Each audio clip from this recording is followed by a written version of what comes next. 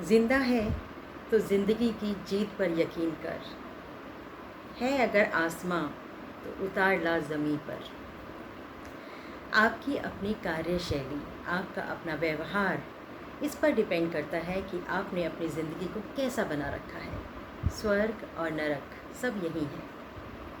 दादी और नानी से कहानियाँ तो सभी ने सुनी होंगी और उनसे बहुत सारे कुछ ऐसे गुण भी लिए होंगे, कुछ ऐसी शिक्षा ली होगी जो अपने जीवन में ज़रूर उतारी होगी। एक ऐसे ही बच्चे की कहानी आज आपको सुनाती हूँ।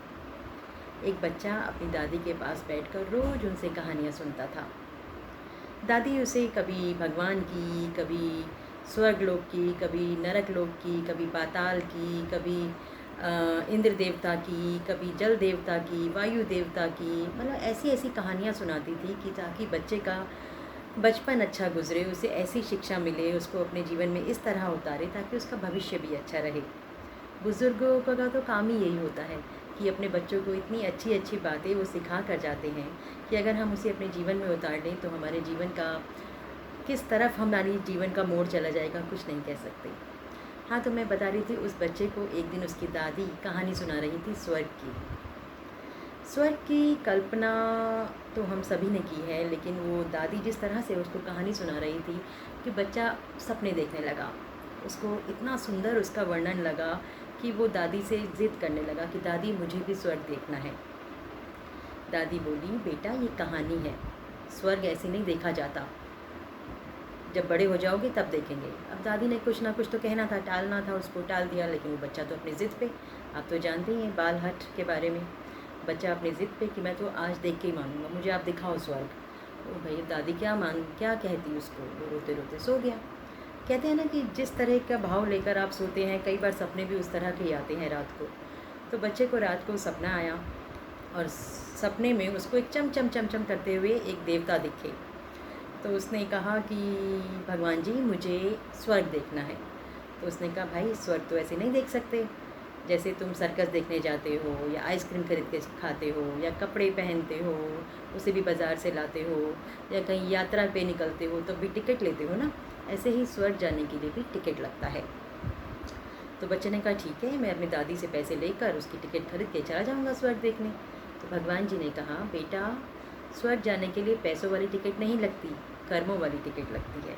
अच्छे कर्म और बुरे कर्म, इस पर डिपेंड करता है कि तुम्हें स्वर्ग देखने को मिलेगा या नरक। तो वो कहता है कि मैं कैसे देखूं? कहता है कि तुम ना अच्छे काम किया करो, किसी के साथ भी अच्छा व्यवहार करो, तो मैं तुम्हें एक डिब्बी दे के जा रहा हूँ। इस डिब्बी में जब भी तुम अच्छा काम करोगे तो 1 रुपया आ जाएगा, और अगर कोई बुरा काम करोगे तो उसमें से रुपये उड़ जाएंगे। चलो जी, भगवान अंतर ध्यान हो गए और बच्चा भी सो गया गहरी नींद में। सुबह उठा तो वाकई उसके सिरहाने ने एक डिब्बी रखी हुई थी। उस डिब्बी को देखा, डिब्बी खाली थी। तो उसने सोचा कि भगवान जी ने कुछ बोला है तो चलो देखते हैं क्या होता है। दादी ने उसको एक आना दिया कि भाई इससे कुछ लेके खा लेना स्कूल जाते वक्त। स्कूल जा रहा था तो रास्ते में एक भिखारी मिला, तो उसने कहा कि मुझे कुछ पैसे दे दो, कुछ खाना है। तो उसने उसको इग्नोर करके सीधा जाने लगा। देखा सामने से टीचर आ रहे हैं, और वो टीचर ऐसे थे कि वो सबको शिक्षा ही सिखाते थे कि भाई अगर अच्छा काम करोगे तो ये मिलेगा, और बच्चों की बहुत बड़ाई करते थे। अगर कोई बच्चा कुछ भी अच्छा काम करता था तो टीचर की नज़र में अच्छा बनने के लिए उस बच्चे ने उनको दिखाने के लिए उस भिखारी को पैसा दे दिया। टीचर ने देखा और उसकी पीठ थपथपाई और कहा वाह बच्चे तुम तो बहुत अच्छे हो, सबका भला करा करो, वेरी गुड। तो बच्चा बड़ी खुशी खुशी कि चलो एक आना इसको दिया है, घर पहुंचूंगा तो डिब्बी में 1 रुपया तो मेरे खवा मिलेगा क्योंकि मैंने एक अच्छा काम किया। घर पहुंचा लेकिन डिब्बी खाली, उसमें तो कुछ भी नहीं था। तो उसको बड़ा बुरा लगा, रोया, रोते रोते सो गया। सोने के बाद फिर वही भगवान जी आए सपनों में। भगवान जी से फिर वार्तालाप शुरू हुआ कि भगवान जी मेरे तो इसमें कुछ भी नहीं आया। तो कहते तुमने क्या, किस इच्छा से, प्रशंसा की इच्छा से तुमने वो कृत्य किया, तुमने वो काम किया, प्रशंसा तुमको मिल गई। तो जिस काम से, जिस नीयत से तुम कुछ काम करोगे तुम्हें वही तो मिलेगा। जो तुमने चाहा वो तो तुमको मिल ही गया ना। तुमने कुछ अच्छा कर्म बिना सोचे समझे नहीं किया, या बिना किसी फल की इच्छा के नहीं किया। करो, तुम अच्छे काम करो। चलो जी, रात गई बात गई। एक दिन वो बच्चा खेल रहा था, खेलते खेलते उसकी बहन भी उसको साथ आके खेलने लगी और उसे खिलौने उठाने लगी। तो उस बच्चे ने उसको डांट दिया कि चल भाग यहाँ से। वो बच्ची बेचारी बहुत रोई। तो कुछ अच्छे काम पिछले दिनों इस बच्चे ने किए थे तो कुछ पैसे जमा हो गए थे। तो देखा तो कुछ रुपए उसमें से उड़ गए। उसको फिर बुरा लगा कि भाई ये तो क्या हो गया, मैं अच्छा काम करता हूँ तो आते हैं, लेकिन बुरा काम करता हूँ तो उड़ भी जाते हैं। तो उस बच्चे को ना होता है ना, किसी चीज़ की लत लग जाती है। अगर बिल्ली के मुँह खून लगने वाली जैसी हम कहावत सुनते हैं कि अगर कुछ अच्छा करते हैं और उसे अच्छा मिलने लग जाता है, तो हम वैसे ही कृत्य रोज़ करते हैं, वैसा ही कर्म रोज़ करने लग जाते हैं। तो उस बच्चे को एक आदत सी पड़ गई कि मैं रोज़ अच्छा काम करूँगा, सबकी भलाई करूँगा, तो शायद मेरे जीवन में भी अच्छी अच्छी चीज़ें हों, मेरी डिब्बी भी पैसों से भर जाए। और वैसे ही उसकी नीयत और वैसे ही उसकी नियति हो गई।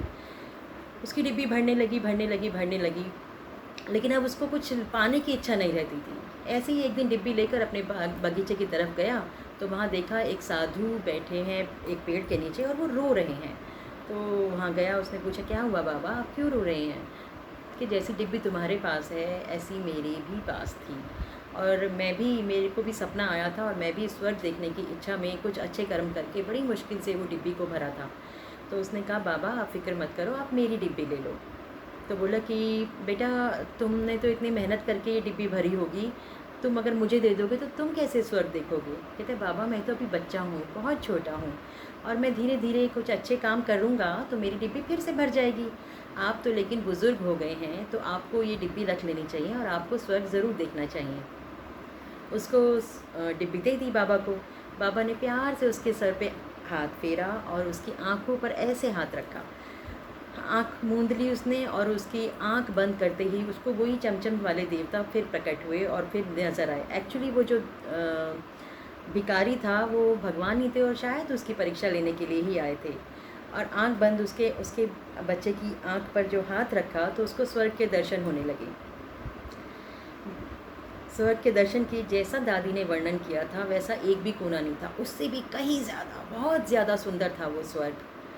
तो उसने भगवान को प्रणाम किया, नतमस्तक हुआ और कहा, भगवान ये कहते हैं, हाँ बेटा अब तुम बहुत अच्छे इंसान हो गए हो और तुमने बहुत अच्छे कर्मों से यहीं पर ही अपनी धरती पर ही स्वर्ग देख लिया है, और ऐसी ही शिक्षा सबको देना, सबको ज्ञान बांटना और सबको अच्छे काम करने के लिए प्रेरित करना, क्योंकि जैसी नीयत वैसी नियति, और यहाँ पर ही स्वर्ग है अगर तुम अच्छे काम करोगे तो मैं ये कहती हूँ कि एक बार करने से या 2 बार करने से कुछ नहीं होता। निरंतरता रखिए, चलते रहिए, चलते रहिए। चल नहीं सकते, दौड़ नहीं सकते, रेंग नहीं सकते, मतलब कुछ ना कुछ करते रहिए। इस तरह करिए कि निरंतरता आ जाए। करत करत अभ्यास के जड़मति होत सुजान, रस्सी आवत जात के सिल पर पड़त निशान। मतलब लगातार प्रैक्टिस करने से तो सिल पर भी निशान पड़ जाते हैं रस्सी के आने जाने से, और आदमी एक परफेक्शन आ जाती है उसके अंदर। यही है डार्क टू लाइट, एक सोच जो आपकी सोच बदल दे।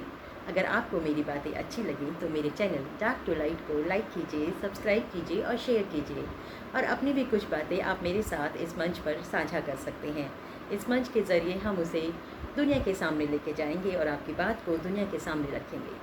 फिर मिलूंगी एक नई बात के साथ, एक नई मुलाकात के साथ, सुगंध के साथ। Dark to light, a journey with Sugandh में। नमस्कार।